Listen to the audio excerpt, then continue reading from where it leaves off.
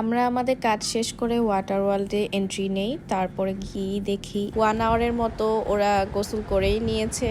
তারপরে তো আমরা ড্রেস চেঞ্জ করে যাই। আর এখানে আন্টি আজান আর আনাসকে নিয়ে বসেছিল। আর এখানে ওয়েভও বন্ধ করে দিয়েছিল, এটা আবার কিছুক্ষণ পর অন করবে। তাই আমরা জাস্ট নর্মালি এখানে যাওয়ার পরে ভিডিও নেই, কারণ ফোন হাতে থাকলে সেরকমভাবে ভিজা যায় না বা এনজয় করা যায় না। তাই আমি চাচ্ছিলাম কিছু ক্লিপ নিয়ে তারপর আমি ফোনটা রেখে এসে এনজয় করি। আমাদের মোমেন্টগুলো আসলে যদি ফোন হাতে নিয়ে রেখে দেয় তাহলে আমরা সেরকম ভিতরে যেতে পারবো না। আর এখানে নবীন বসেছিল, ওরা তো অনেকক্ষণ টাইম ভিজার পরে একটু টায়ার্ড হয়ে যায় বলে সবাই রেস্ট নিচ্ছিল যখন আমরা এন্ট্রি করি।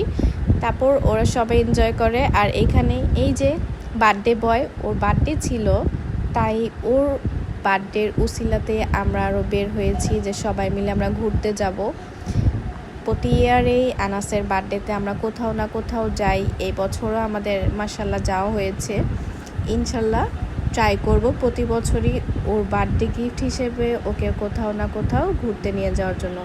আর যেহেতু অনেক গরম ছিল তাই আমরা ওয়াটার ওয়ার্ল্ডেই যাই, যেন আমাদের একটু ভালো লাগে। কারণ এভাবে বাহিরে অতক্ষণ লং টাইম থাকা আসলে খুবই টাফ। আর এখানে সবাই এনজয় করছে।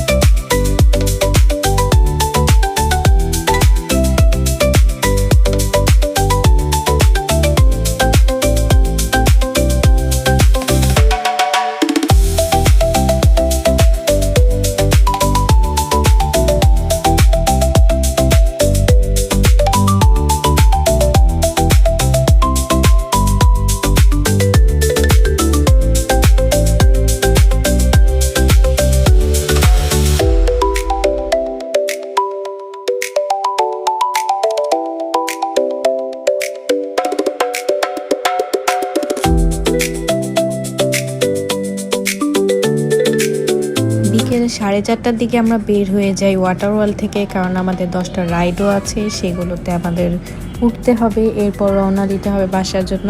নেক্সট ভিডিওতে দেখা হবে।